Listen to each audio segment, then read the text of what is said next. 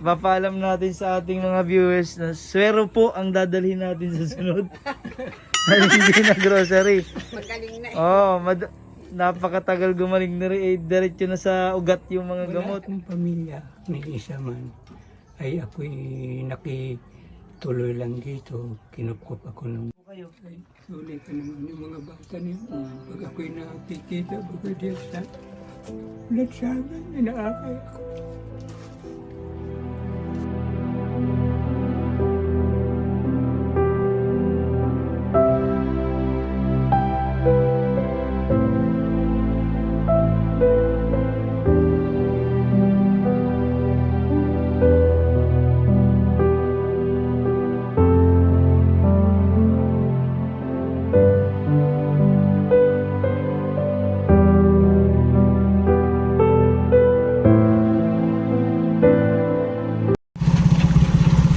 Binabaybay na naman po natin ang papasok dito po sa baryo po ni na Lolo Chick. Napaka sikip na naman ang daan. Papasok po kami sa kabundukan. Nakagubatan lang pala to, hindi po tayo aakyat ng bundok. May tinitingnan ako dito may po kasi may malaking truck. May dala tayong grocery para kay Lolo. Yung kasya kami. Ayun, may malaking truck po kami dinaanan. Delikado na naman po dito sa lugar nila dahil yan, papakita ko po sa inyo yung babala. Pag lumalakas po ang ulan, nako, ito po yung babala dito. Kaya minsan pag malakas pa ang ulan, di po kami makapasok dito. Yan, nandaan yung mga siya. Yan po yung babalaw. Warning, flood prone area. Yan po. Papasok po kami dyan. Kinalolo Chick po yung papasok na yan. Darasal Christian. Nakita po nila kung gaano kalayo yung kinalolo Chick sa bahay. Hindi po to kabundukan pala, to, para pagubat na lolo. Kung binabaybay namin, makarating lang ang kay na Lolo Chick. Yung po si Lolo ay tinutulungan natin na bulag na 69 years old. Nagbabakal bote. Bumibili po siya ng mga bote. Kasama ko si Sir Christian. Siya po ang nagdadrive ng motor. May sidecar. Isang araw lang, pangalawang araw ngayon. Ay, may nagkasakit ulit? Aray!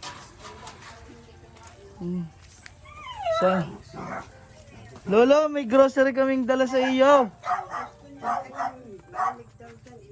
Oh, gusto pa rin ni Lolo dito na siya. Malamig daw dito. Yun, nag-module si Nanining, oh. Sama po namin si Lola. Lola, pasok kayo. Oy, long hair. Lolo, ikaw ay kumusta? Bakit may sakit ka daw ulit? Doon ako uli, gawa ng yung manok ko guys na sa ulanan. Oh, kayo nagpaulan kayo. Ay, Tapos, hindi ko maiwasan na hindi gawa ng sa ulan. Ay di sinilong. buti si Lola, hindi naman ho kaya nagkakasakit ulit. Hindi naman nasa Salamat po. Nagkagat lang ako ng aso. Ay, Diyos ko. Saan po kayo nakagat ng aso? Inyong aso din? Inong aso nung aking anak doon sa baba ay Hindi kayo kilala. Sir, opo muna kayo, sir. Hindi ho, bumili ako ng tinapay ni Lolo at ayaw kumain ng kanin at pakakainin ko ng tinapay. Gabi-gabi na, nakatalikod akong ganyan. Ay. Kasulit ko pala yung aso, hinangkap yung tinapay, ang nahagip pa rin kamay ko. Ay, kamay. Tapos yan, nagsugat. Ay, Aso. nagpagamot na ho kayo. Nagpatandok ako tsaka napunta ko doon sa center. ano ng anti-rabies. Oo, para mapigilan agad kung may rabies man yung aso. Buti nga sir at ano, may libre na may insect na. Oh, anti-rabies sa center. Mahal pa naman. Pagka ano 1.5, 4 na turok.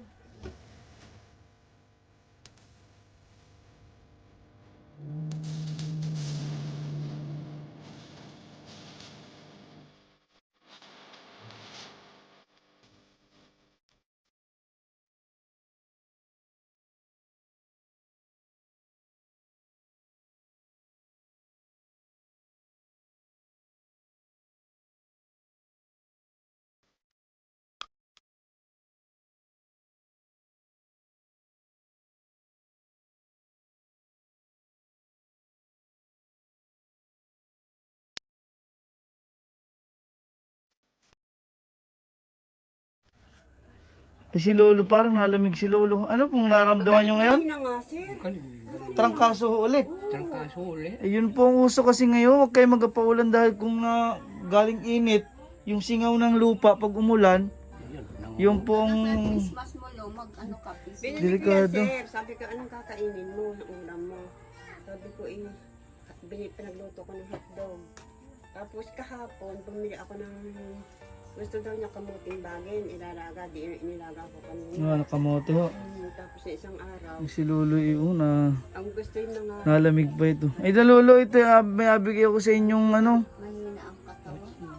panggastos niyo po mabiling gamot. Oh Lolo, hawakan niyo po. Maraming salamat.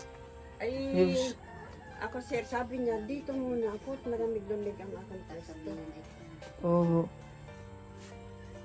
Ay, Dito, uli ako pag nagdadala ng pagkain.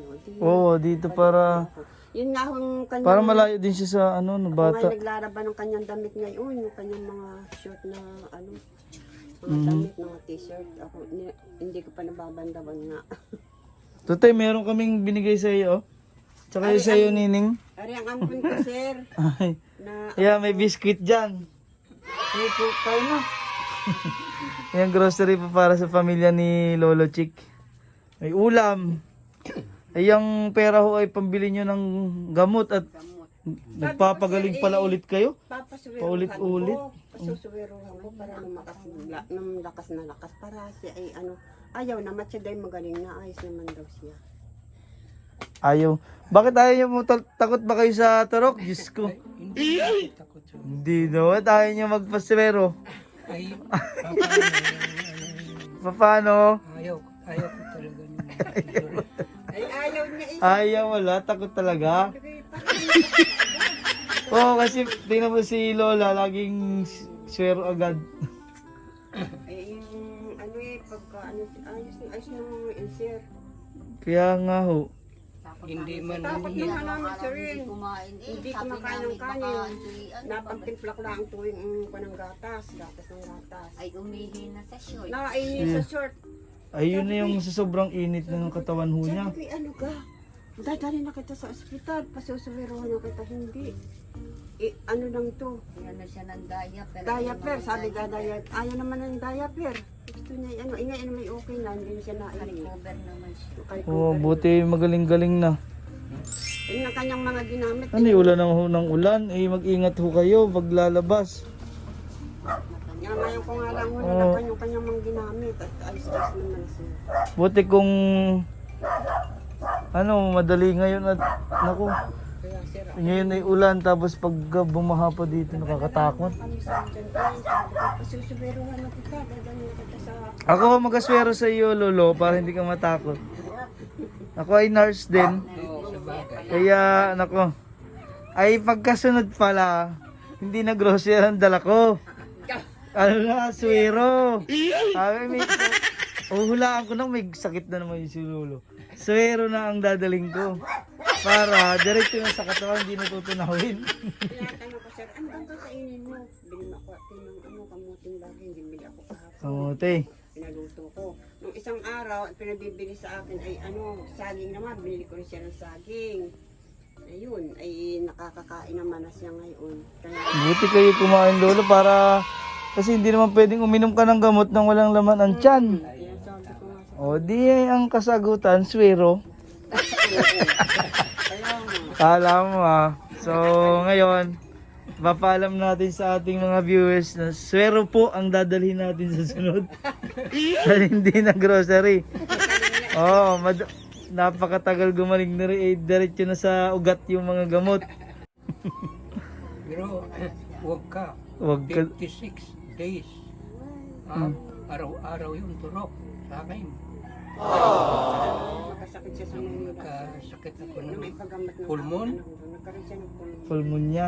pulmonya. Ilang buwan. 56 days. Baka na-trauma si Lolo. Dami. Araw-araw ay may ano. Mga saradagat. Yung pa na nagdadag Oh. sa akin. Sir, yan kinuha namin sa Maynila at sabi ko yung maganda dito sa probinsya at ang hangin ay sari-sariwa. Yan, kaya ito dinala namin dito. Baka kung hindi yan nakapunta dito sir, baka Sa masakit. Caloocan. Mm, Eh di, hanggang sa maganda siya dito sa akin, okay naman siya, nakakagala-gala. Kaya yan. oh, mas Nakakasakit man siya, okay na minsan siya. lang. Minsan lang. Nabenta mo pala Lolo yung ano mo. Wala na yung mga buti mo dyan ay. Wala na. Baka magkano ka naman. Ay, Siya. yung sabi ko sa'yo, Baka pinamigay mo lang. ay, hindi. Mahirap kaya. Hirap na nga maghanap buhay, pinamigay pa. Magkano ang kinita mo? Kinita ko ay may 671. Maganda at may kinikita, di ba? Pambili mo lang yun ng gamot eh. Kung anong kakasakit ka lagi, mag-ingat ho kayo. Ayaw. Damo katulad niya kanina, sobrang init. Bigla kami inulan dyan sa Victoria ho. Kaya nga sabi ko, Diyos Ay, ko. yung ulan kanina, Oo. kaya ako liligo. Naku, ay maliligo doon. Sabi ko, huwag ka nang Nakabot ako ng ulan. Ay, Sabi, bumalik na ako. Abang ako'y naglarapan yung mga ginagawa. Mhm. Sinaninig ako. Kunin mo na yung ano doon. Oh, biskuit. Buksan natin para makakain po yung mga bata. Daw. Wait lang po. Sabi niya, Lolo, Ito. Dali. Bubuksan na. Mabuksan mo nga ate. Para sa mga bata. Magmerienda na. Sir Dong. Mm. Sir Dong, salamat po. Ano sasabihin? Masasabihin Paul, salamat po. Salamat po sa ating mga nagmamahal sa atin. Nagmamahal kina Lolo Chick, kina Lola. Maraming salamat po sa mga OFW. Kina Miss Betty, thank you po. SBT. Miss Betty, maraming Kayo po ay magpagaling. Yun po ang mahalaga ha. Hindi yung manok. Kinago ng tatay yung manok dahil ni Lolo yung manok. Umuulan daw. Inabutan siya ng ulan. Ayan. Sabi ko, gusto may sintures. Pero bakit ko may sintures? Yan ang kinakain. Taga na ayaw na raw niya. Saging naman. Basta yung gusto niya, Wala binibili. na naman. Wala naman pong pagbaha. Wala naman sir ngayong Kasi pinakita ko po yung dinadaanan namin ang laki ng babala doon. Di ba? Flood area nga to talagang area nyo. Hindi naman po pa malala. Hindi naman sir. Pero sa palagay ko sir ngayong magpapaskot parang lalaki ang tubig dito.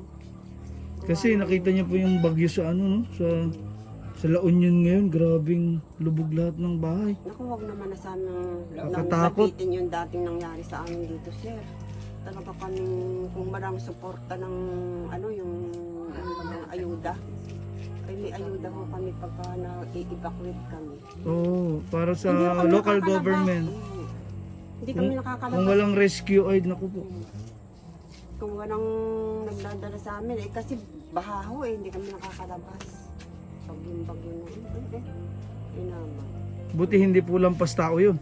Hindi naman sir lampas tao. Mga lang, dibdiban. Kung dito. Nakakatakot talaga pala dito. Paano nakalagay nga ho doon? Yun nakalabas. Flood area nga itong lugar mo Bakat ni. pa ng tubig yan, ang lumalim. Sir, Mhm. Ayan, yung may puti-puti na yun. lampas ng mga parang yan ang huminto dyan papagay. Opo. Yung mataas-taas na dito, ay lalo na huli sa amin yung sa bali-baliti. Sa babaho Ayan Lolo, magpagaling ha. At kami Sir, ngayon, lalakad na't baka abutan kami ng baha. Si Sir eh, marami pang ano, Marami pa tayong minamahal. Sir, maraming salamat po sa inyo, sa mga sumusuporta sa amin, kay Miss Betty, sa mga nagmamahal sa amin. Maraming salamat. Lalo tikit po sa inyo, Sir Dong. Sir, ano, Bye-bye, Lolo. Bye-bye.